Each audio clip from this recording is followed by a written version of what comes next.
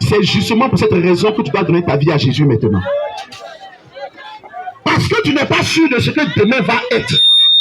On va aller tous dormir tout à l'heure, mais combien vont se réveiller? On va aller tous d'après nous à la maison. Mais combien d'entre nous vont se réveiller? Ils seront combien à être pendant des vivants la journée de demain? Je parle de demain, demain est loin. Pendant qu'on va se séparer tout à l'heure, pendant que tu es parti, il y a des personnes, malheureusement, qui ont quitté la terre des hommes. Mais je t'en supplie, ne quitte pas cette terre sans avoir reçu Jésus. Je t'en supplie, ne quitte pas cette terre sans avoir reçu Jésus. C'est la plus grande des malédictions. Quitter la terre sans avoir reçu Jésus. Il n'y a pas plus grande malédiction que ça. Un jour, il y a un homme de Dieu qui rendait un témoignage. Il dit qu'ils étaient en train de faire un programme d'évangélisation. Ils étaient allés évangéliser. Et il s'est trouvé que on leur a fait part du fait que la mère d'un de leurs amis qui était malade. Elle était malade. Tellement malade que les gens m'avaient désespéré. C'était comme si elle allait mourir. Et eux, ils savaient très bien qu'il lui parlait de Jésus, mais n'a pas accepté Jésus. Et il y a un homme de Dieu parmi eux qui a dit, Seigneur, fais-nous grâce, qu'elle revienne pour qu'on lui parle de Jésus. Et quand ils sont venus, ils ont prié pour la femme. La femme est revenue à la vie. Mais dès qu'elle est revenue à la vie, ils se sont pressés de lui parler de Jésus. Quand ils ont fini de lui parler de Jésus, qu'elle a accepté Jésus net, les temps qui ont suivi, elle s'est couchée, elle est morte. Tu as te dit, d'accord, c'est que Dieu va envoyer des gens qui ont prié pour moi. Et puis jamais réveillé, ils doivent me parler de Jésus. Frère, c'est pas sûr, hein. C'est pas sûr. Elle, pour elle, là, sa grâce, c'est qu'il y a eu quelqu'un qui a pensé comme ça. Mais toi, on entend te parler aujourd'hui. C'est aujourd'hui le temps favorable pour ta conversion. C'est pas demain, c'est aujourd'hui.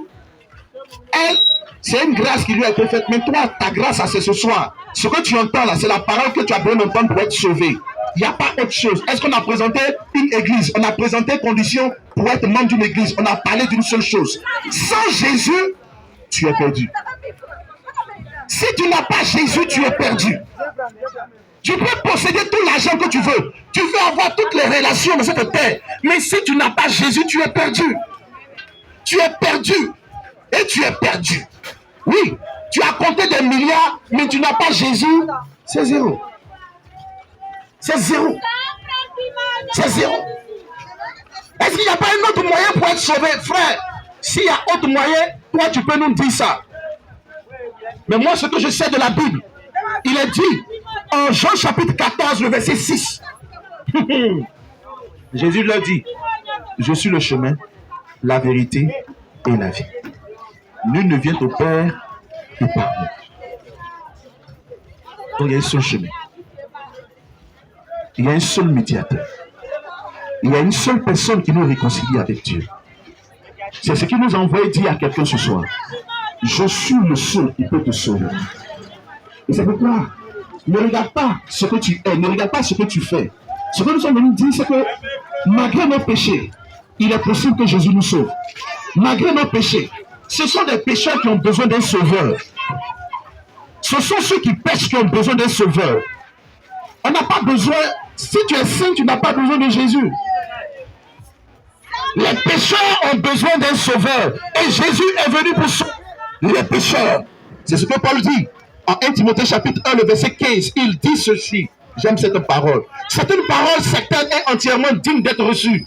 Que Jésus-Christ est venu dans le monde pour sauver les pécheurs. Frère, tu sais que tu as péché, tu sais que tu es un pécheur, donc tu es un candidat. Voilà, tu as la bonne place pour être sauvé. Tu es à la bonne place pour être sauvé. Si tu sais que tu es pécheur, Jésus est ton sauveur. Si tu sais que tu es pécheur, tu n'as besoin que de Jésus. Reconnais-le comme ton Seigneur et ton sauveur. Dis simplement ce soir cette prière. Seigneur, je te reçois dans mon cœur comme mon Seigneur et mon sauveur. Je sais que la vie que j'ai menée loin de toi mérite que j'aille à la mort, que j'aille en enfer. Mais je me tiens sur l'offre, le sacrifice qui parle, le sacrifice accompli à la croix. Et par ce sacrifice, je reconnais que c'est pour moi que tu as donné ta vie. Merci d'avoir lavé ma vie. Merci de m'avoir purifié merci de faire de moi ton enfant. Simplement ça, c'est fini. Si tu as dit ces paroles,